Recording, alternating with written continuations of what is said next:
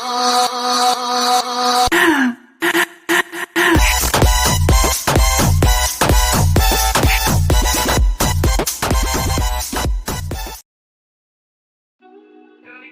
Assalamualaikum. Bertemu lagi kita dalam kelas sains bersama Teacher Amy. Untuk hari ini kita akan melihat tentang mikroorganisma. Mikroorganisma ni lawan atau kawan? Mari kita lihat untuk tajuk hari ini, iaitu kebaikan dan keburukan mikroorganisma.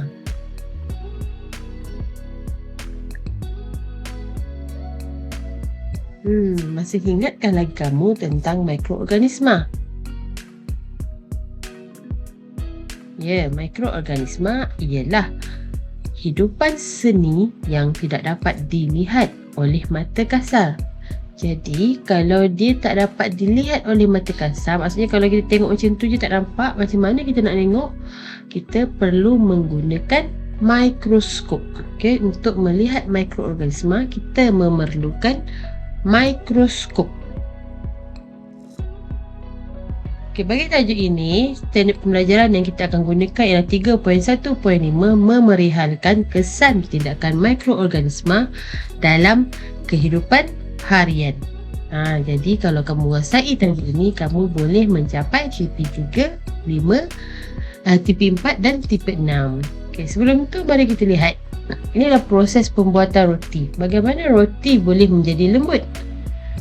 Disebabkan oleh mikroorganisma. Sebab mikroorganisma ni dia ada kesan baik dan juga kesan buruk. Ada mikroorganisma yang berguna ke dalam kehidupan harian kita. Ada juga mikroorganisma yang boleh memberikan kesan buruk kepada kehidupan harian. Mari kita lihat kesan baik mikroorganisma. Apa kesan baik yang berguna kepada manusia dan alam? Bukan pada manusia saja. Okay, pertama kita lihat pada pembuatan makanan. Jadi ada beberapa makanan yang kita bila nak buat makanan, kita perlu menggunakan mikroorganisma. Mari kita lihat. Makanan yang menggunakan mikroorganisma, yang pertama ialah keju. Keju ni adalah produk hasil tenusu. Maksudnya asalnya ialah daripada susu. Jadi dan untuk menghasilkan keju ni, bakteria dan fungi digunakan dalam proses penghasilan keju. Okay, seterusnya ialah tempe. Tempe kan?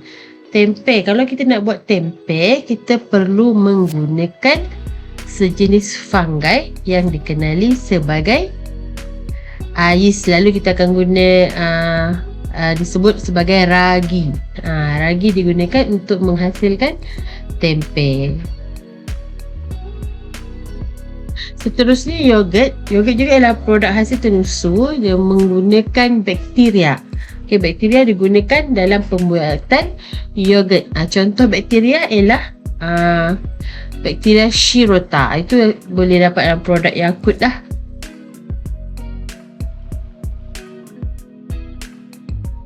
Okay, seterusnya roti dan tapai.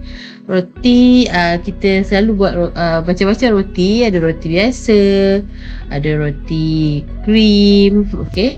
Roti dan tapai ni menggunakan yeast. Yeast digunakan untuk membuat roti dan tapai. Okay, tapai ni ada banyak jenis. Ada tapai ubi, ada tapai nasi. Tapi nak menghasilkan tapai, prosesnya memerlukan kita guna yeast. Okay, itu dalam penghasilan makanan.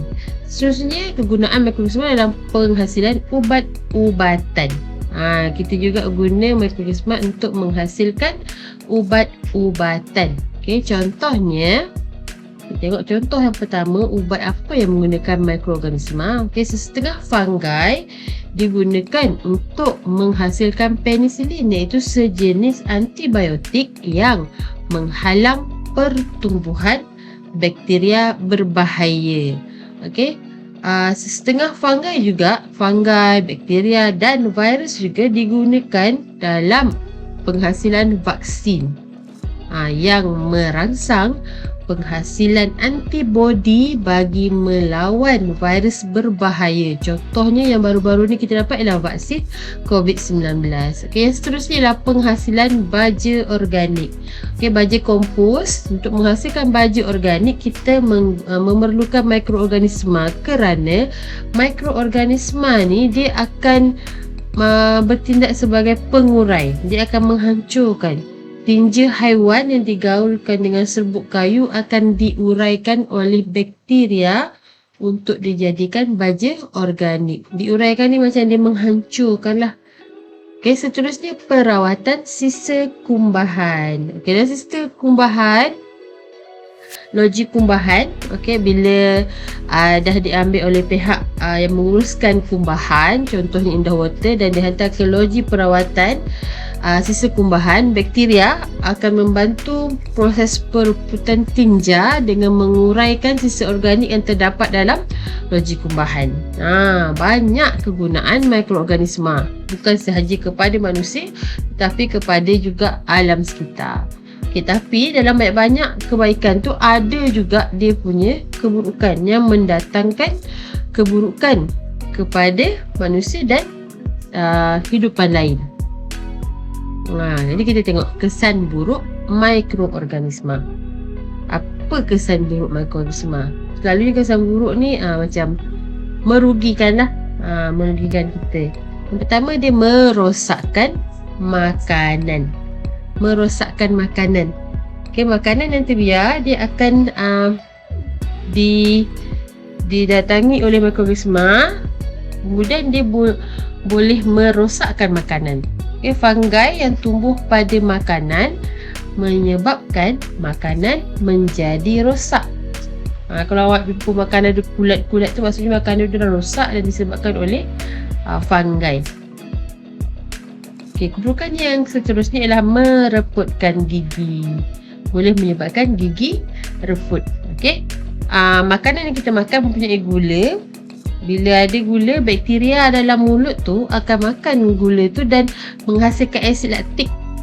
Bila asid ni bertindak balas dengan permukaan gigi, dia akan mereputkan gigi. Okay. Seterusnya menyebabkan keracunan makanan. Okay, keracunan makanan berlaku akibat tindakan bakteria salmonella daripada sumber yang tercemar. Jadi kalau ada orang ada bakteria salmonella pegang makanan yang kita makan, boleh menyebabkan keracunan makanan, muntah-muntah, ceret-beret.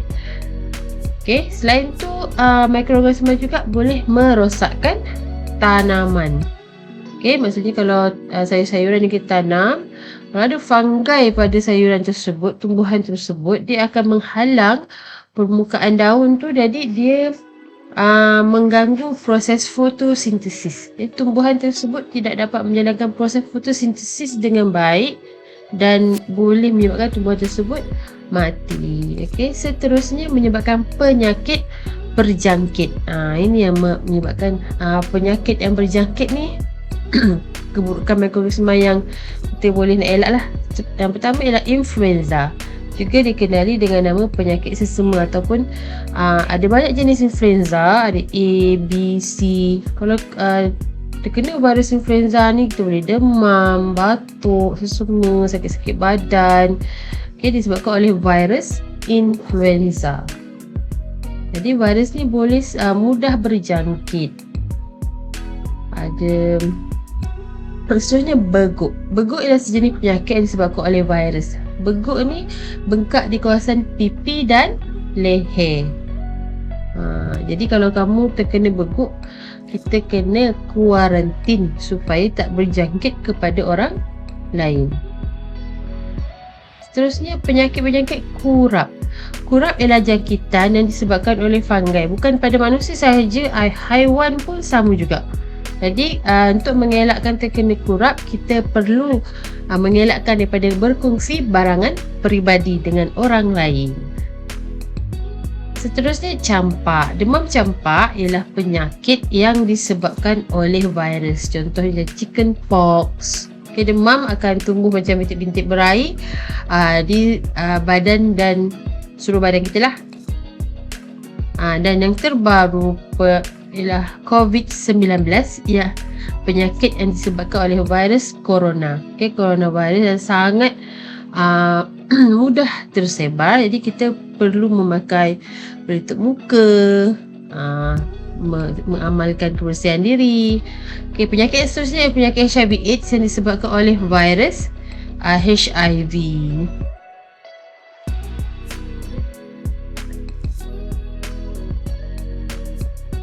Okay, jadi bagaimana penyakit berjangkit? Penyakit ni macam mana dia boleh berjangkit? Sebabkan virus tu macam mana boleh pergi ke orang lain.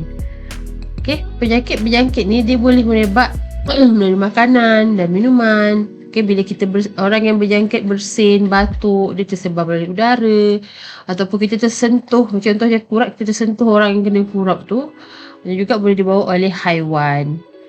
Okay, haiwan contohnya malaria, itu bawaan haiwan lah, vektor.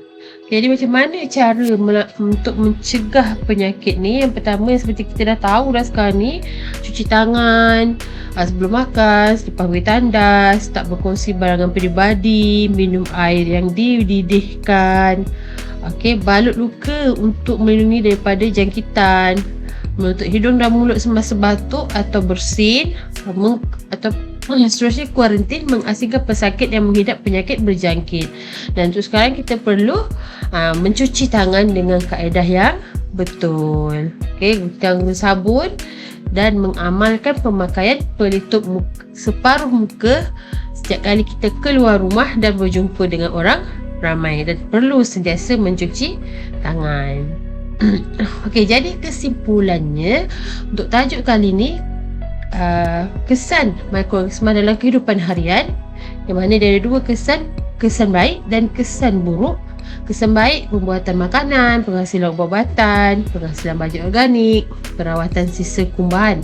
Manakala keburukannya ialah merosakkan makanan, mereputkan gigi, menyebabkan keracunan makanan, merosakkan tanaman dan juga menyebabkan penyakit berjangkit.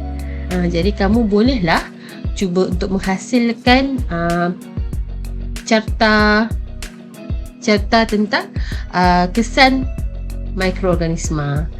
Okey, kita jumpa lagi. Terima kasih. Bye.